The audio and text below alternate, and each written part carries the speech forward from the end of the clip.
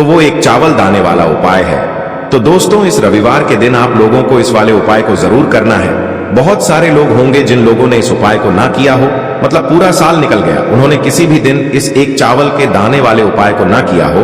पर दोस्तों, आपके पास एक आखिरी मौका बचा हुआ है जो कि 5 जनवरी के दिन है। तो इस दिन आप लोगों को इस वाले उपाय को जरूर कर लेना है। भले ही आपने पूरे साल भर इस उपाय को ना किया हो, पर अगर आपने इस पौष महीने के षष्ठी तिथि के दिन अगर इस वाले उपाय को कर लिया तो आपको इस उपाय को करने का वो फल मिलेगा जिसकी आपने कभी कल्पना भी नहीं करी होगी। इसीलिए आप लोग इस वाले उपाय को एक बार जरूर कर लेना ताकि आप लोगों के हाथ से यह मौका ना जा सके और आपको इस उपाय को करने का फल मिल सके। दोस्तों, यह उपाय पंडित जी ने अपनी अभी की ही शिव महापुराण की कथा में बताया है। जिस उपाय को आज हम आपको बहुत अच्छे से समझाने वाले हैं, इस वीडियो को देखने के बाद इस उपाय को समझने के लिए आपको कोई और वीडियो को देखने की जरूरत नहीं पड़ेगी। तो चलिए दोस्तों, उपाय को शुरू करते हैं। देखिए, ये इस पौष महीने के रविवार के दिन यह इतना खास होता है, इतना महत्वपूर्ण होता है, देखा गया है। कभी कभी बड़े बड़े पूजा पाठ अनुष्ठान से जो मनोकामना पूर्ण नहीं होते, वो पौष महीने के रविवार के दिन एक छोटे से उपाय करने से ही आपकी मनोकामना पूर्ण हो जाती है। और बहुत सारे लोगों ने इस उपाय को किया भी है और उनको इस उपाय को करने का फल भी जरूर मिला है। अगर आप लोग भी इस उपाय को करना चाहते हैं तो आप इस उपाय को पहले अच्छे से समझ लेना, सुन लेना, उसके बाद करना। आपको इस उपाय का फल जरूर मिलेगा। और इस उपाय को कर लेने से आपके घर में चाहे किसी भी प्रकार की दुख और समस्या क्यों ना चल रही हो, आपको उसका कारण भी नहीं पता है कि भाई ये समस्या किस कारण से चल रही है, उसका कुछ भी कारण हो सकता है, जैसे पितृ दोष हो सकता है या किसी भी तरह का मंगल दोष भी हो सकता है। तो इस दिन आप लोगों को ये वाला उपाय कर लेना है। ये एक ऐसा उपाय है जिस उपाय को अगर किसी विशेष दिन पर किया जाए तो भाई उस विशेष दिन का जो है वह तो हमें मिलता ही मिलता है, पर हमने उस दिन पर इस एक चावल दाने वाले उपाय को किया है तो हमें उससे भी बड़ा फल मिलता है और फल बहुत जल्दी मिलता है, क्योंकि आप इस उपाय को बहुत ही बड़े और विशेष दिन पर कर रहे हो। तो चलिए अब उपाय के बारे में बात करते हैं, लेकिन उससे पहले आप लोगों को यह जानना आवश्यक है कि आखिर यह उपाय किस समय करना है, किसको करना है और कैसे करना है। तो चलिए हम आगे आपको वीडियो में एक एक करके बता देते हैं। लेकिन उससे पहले अगर आप लोग हमारे चैनल पर नए हैं तो हमारे चैनल को सब्सक्राइब कर लेना और इस वीडियो को लाइक करके कमेंट बॉक्स में श्री शिवाय नमस्तुभ्यम ओम नमः शिवाय जरूर टाइप कर देना। तो दोस्तों, इस एक चावल के दाने वाले उपाय को हमें इस रविवार के दिन कैसे करना है, किसको करना है, किस समय करना है और कहां पर करना है, ये सारे सवालों के जवाब आपको इस वीडियो में मिल जाएंगे। और जो ये वीडियो देखेगा भाई, उसको एक चावल दाने वाला उपाय जरूर करना चाहिए, क्योंकि इस दिन चावल के दाने का भी बहुत ही बड़ा और विशेष महत्व होता है। और जब बात आ जाए एक चावल दाने की तो ये सोने पे सुहागा वाली बात हो जाती है और ये एक बहुत ही बड़ा उपाय हो जाता है इस रविवार षष्ठी तिथि का। तो अब दोस्तों, इस एक चावल के दाने वाले उपाय को आखिर करना किसको है, सबसे पहले हम लोग वो बात जान लेते हैं। तो देखो, घर की जो बड़ी माताएं बहनें होती हैं, उन माताओं बहनों में से कोई भी एक बड़ी माता बहन इस वाले उपाय को कर सकती है। और दोस्तों, अगर आप चाहें तो अपने घर में से सभी सदस्यों को भी इस उपाय को करवा सकते हैं। अगर किसी व्यक्ति की खुद की कोई मनोकामना है, खुद की कोई दुख और परेशानी है जो कि वह अपने लिए ही करना चाहता है इस वाले उपाय को, तो वह खुद अपने लिए भी कर सकता है। बाकी अगर कोई घर में से ऐसा है जो कि अपने पूरे घर परिवार की सुख और शांति के लिए ये वाला उपाय करना चाहता है, तो भाई वह भी कर सकता है। उसमें भी कोई दिक्कत वाली बात नहीं है। कहने का मतलब ये है कि इस उपाय को हर एक सदस्य भी कर सकता है और पूरे घर परिवार के सदस्य के लिए घर की बड़ी माताओं बहनों में से कोई एक माता बहन भी कर सकती है। माताएं बहनें अगर घर में उपस्थित न हो या वो यह वाला उपाय न कर पा रही हो, तो फिर घर का कोई बड़ा सदस्य भी इस एक चावल के दाने वाले उपाय को कर सकता है, चाहे फिर वह पुरुष ही क्यों ना हो। उसमें कोई भी दिक्कत वाली बात नहीं है। अब दोस्तों, इस एक चावल के दाने वाले उपाय को हमें करना कहां पर है? हमें इसे शिव जी के मंदिर में जाकर करना है। बहुत सारे लोग प्रश्न करते हैं, हर एक उपाय को करते समय क्या हम इस उपाय को घर पर कर सकते हैं? तो इस वाले उपाय को आप घर पर नहीं कर सकते हो, इस वाले उपाय को करने के लिए आपको शिव जी के मंदिर ही जाना पड़ेगा। उसके बाद में दोस्तों जो अगला प्रश्न निकल कर आता है वो यह आता है इस उपाय को लेकर कि आखिर इस उपाय को हमें किस समय करना है, सुबह के समय करना है कि शाम के समय करना है। तो देखो इस वाले उपाय को आप लोग सुबह के समय भी कर सकते हो और शाम के समय प्रदोष काल में भी कर सकते हो। अब अगर आप पूछो कि भाई सबसे उत्तम समय कौन सा रहेगा इस एक चावल के दाने वाले उपाय को करने का, तो हम आपसे बस यही कहेंगे कि इस उपाय को आप सुबह के समय करेंगे तो ज्यादा बेहतर होगा। बाकी अगर प्रदोष काल शाम के समय भी करेंगे तो भी अच्छा होगा, उसमें कोई भी दिक्कत वाली बात नहीं है। देखो ये एक चावल वाला उपाय वीडियो के लास्ट में बताया है, वो उपाय आप जरूर करें। देखो इस उपाय को आप सुबह से लेकर शाम तक कर सकते हैं। तो चलिए बरसते हैं उपाय की ओर। देखिए इसके लिए आपको क्या करना है, एक काली मिर्च लेनी है। देखो ध्यान से समझना, एक काली मिर्च लेनी है और ध्यान देना है कि काली मिर्च कहीं से भी खंडित नहीं होनी चाहिए। फिर इसके बाद आपको लेना है एक गोल बाती का दीपक। देखिए दीपक आप चाहे तो माटी का ले लें और यदि आपके पास माटी का दीपक नहीं है तो आप यह दीपक शुद्ध आटा लगा करके एक दीपक बना सकते हैं। बस आपको ध्यान देना है कि उस आटे में आपको नमक या हल्दी का प्रयोग नहीं करना है। ठीक है, तो आप एक बढ़िया सा दीपक बना लें और उस दीपक में गोल बाती लगा करके उस दीपक में आपको घी भरना है। देखो गाय का शुद्ध घी आपको उस दीपक में भरना है। अब क्या करना है, आपको इन दोनों चीजों को लेकर चले जाना है। बेलपत्र के पेड़ के पास देखिए, देखो गुरुजी ने अपनी अभी की शिव महापुराण कथा में भी बताया था, जो भी व्यक्ति प्रदोष काल में जो भी एक दीपक प्रज्वलित कर देता है उसके घर पर धन की कमी नहीं हो सकती। देखो यदि आपके घर के आसपास कहीं बेलपत्र का पेड़ नहीं है या घर से काफी दूर पड़ता है और आप जा नहीं सकते तो आगे हम ये भी बताएंगे कि कैसे इस उपाय को करना है।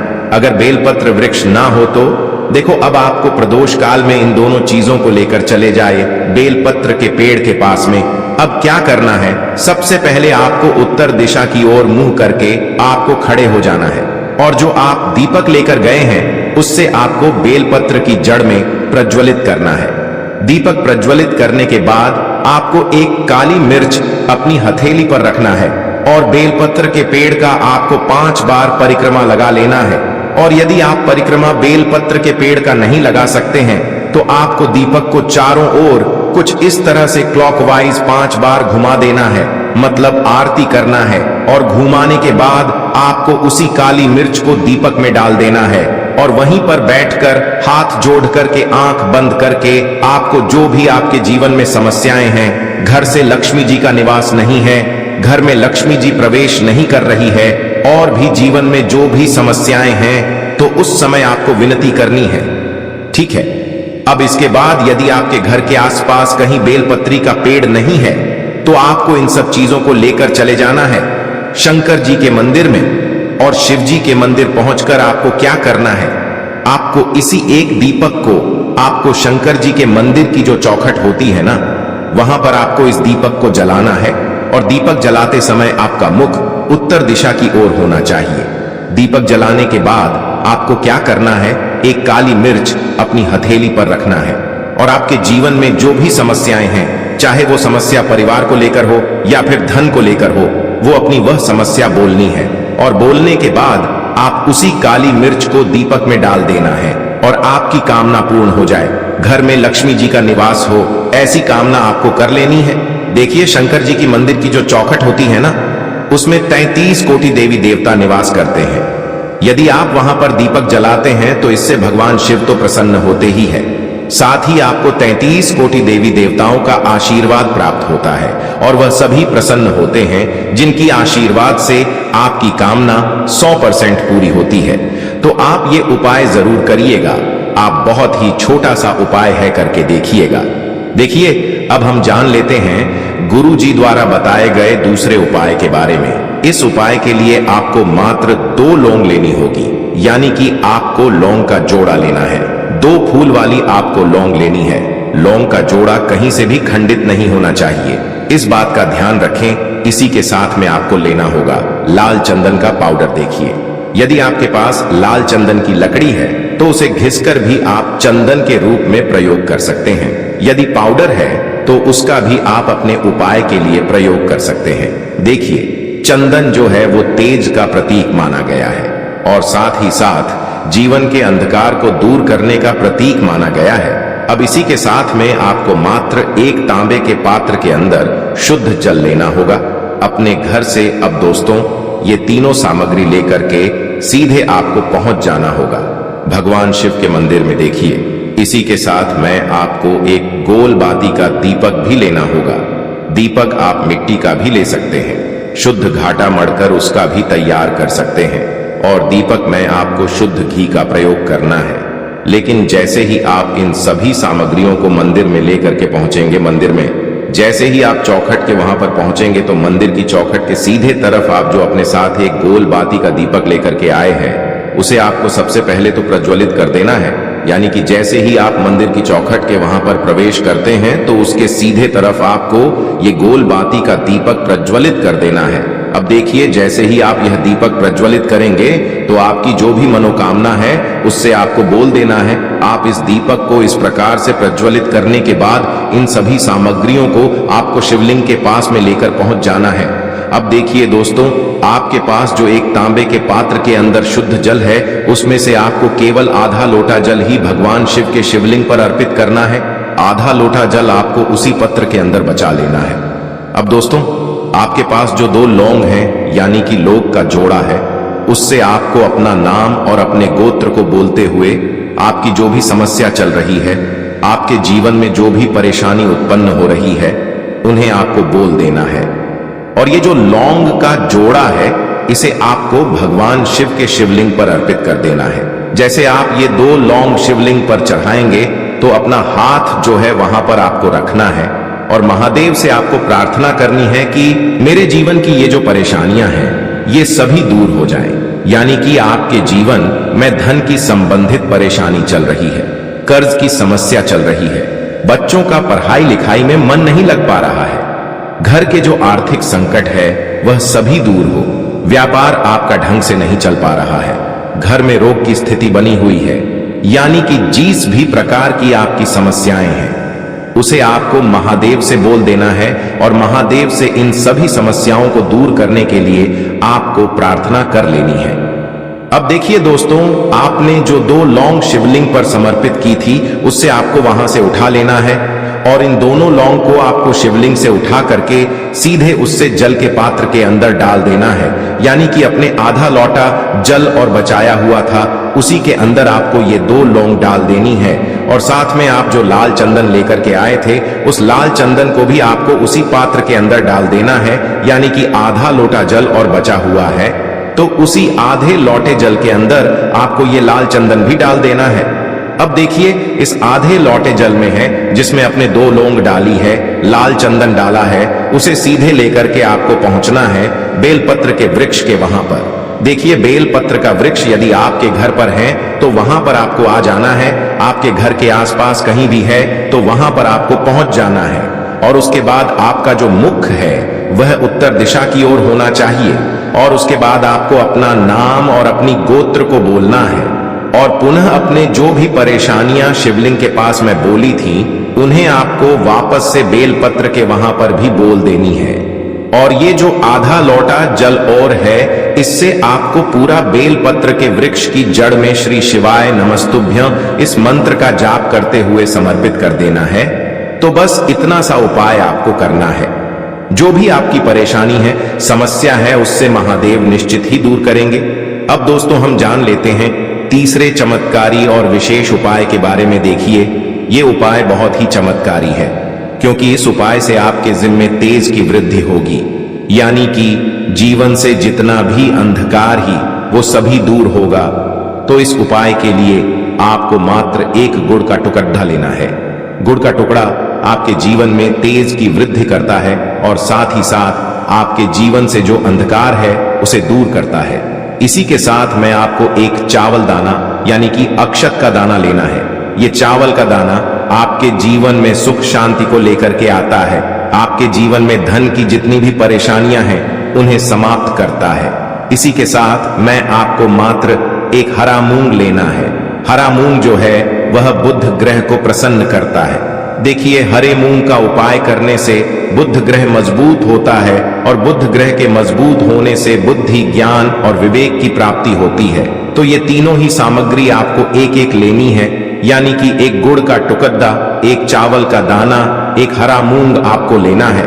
देखिए, हरा मूंग का दाना और चावल का जो दाना है वो आपको साबुत लेना है, खंडित नहीं होना चाहिए। और इसी के साथ में आपको मात्र एक तांबे के पात्र के अंदर अपने घर से शुद्ध जल ले लेना है। देखिए, अब इन सभी सामग्रियों को लेकर के सीधे आपको पहुंच जाना है भगवान शिव के मंदिर में। आप ये उपाय सुबह से लेकर के शाम तक किसी भी समय कर सकते हैं, लेकिन रविवार के दिन ही आपको इस उपाय को करना है। तो सबसे पहले तो ये जो एक गुड़ का टुकड़ा है, एक चावल का दाना है और एक हरा मूंग का दाना है, उन तीनों को आपको उस जल के पात्र के अंदर डाल देना है। लेकिन यह जो उपाय है आपके जीवन की सारी परेशानियों को दूर करने के लिए होता है, लेकिन विशेष मनोकामना तीनों सामग्रियों से ही आपकी परिपूर्ण हो जाती है। देखिए, यदि आपके जीवन तेज होगा तो सभी आपसे वार्तालाप करेंगे, सभी आपसे बात करेंगे और आपका जो मान सम्मान है वह बढ़ता है। और चावल का जो दाना है वह धन में वृद्धि करता है, मन की शांति के लिए होता है। और हरा मूंग जो है वो बुद्धि, ज्ञान और विवेक की प्राप्ति के लिए होता है। अब देखिए, यह जो एक पात्र है, इससे आपको भगवान शिव के शिवलिंग पर धीरे धीरे अर्पित कर देना है। श्री शिवाय नमस्तुभ्यम इस मंत्र का जाप करते हुए और तुम रुकेश्वर महादेव का मन में स्मरण करते हुए। लेकिन तुम रुकेश्वर महादेव का स्मरण करने से यह जो उपाय है और अधिक प्रभावशाली हो जाता है। तो तुम रुकेश्वर महादेव का स्मरण करते हुए यह उपाय करने से आपके जीवन में जो भी अशांति है वह सभी दूर हो जाएगी। तो इस प्रकार से आपको ये सुंदर सा उपाय कर लेना है। इसके बाद बात करते हैं तीसरे उपाय की। देखो, ये उपाय बहुत ही अचूक उपाय है जो आपको करना है। देखो, इस उपाय के लिए आपको 2 दीपक लेने हैं। देखो, दोनों दीपक आपको मिट्टी के दीपक लेने हैं। उसके बाद आपको दोनों दीपक को प्रज्वलित करने के लिए आपको लंबी बाती लेनी है और ये दीपक घी और सरसों के तेल से दीपक प्रज्वलित करने हैं। ये सब लेने के बाद आपको लेना है एक कटोरी में कच्चा दूध थोड़ा सा लेना है। उसके बाद आपको लेना है एक लोटा जल। देखो, गुरुजी ने इस उपाय के लिए बताया है कि ये उपाय आपको प्रदोष काल में करना है। कहते हैं कि बेलपत्र के वृक्ष में प्रदोष काल के समय में महादेव वास करते हैं। उस समय हम कोई भी उपाय करते हैं तो उसका फल हमें अवश्य मिलता है। देखो, अब ये सब सामग्री लेकर आपको प्रदोष काल में चले जाना है बेलपत्र के वृक्ष के वहां पर। देखो, वहां पहुंच जाने के बाद आपको सबसे पहले बेलपत्र की जड़ में सबसे पहले वो दूध जो आप लाए हैं उसे समर्पित कर देना है। उसके बाद आपको जो एक लोटा जल जो आप लाए हैं वो आपको धीरे धीरे बेलपत्र की जड़ में समर्पित कर देना है। उसके बाद आप जो दीपक लाए हो, दोनों दीपक को आपको बेलपत्र की जड़, बेलपत्र की तरफ मुंह करके बाती का आपको एक दीपक घी का और एक दीपक तेल का प्रज्वलित कर देना है। और आपकी जो भी मनोकामनाएं हैं वो महादेव को बोलना है। देखो, गुरुजी ने कहा रविवार के दिन पर बेलपत्र की जड़ में दीपक प्रज्वलित कर देता है, महादेव उसकी सभी मनोकामना पूरी कर देते हैं। देखिए दोस्तों, आज के इस वीडियो में हमने आपको रविवार के दिन किए जाने वाले 3 बहुत ही सुंदर से उपाय बताए हैं।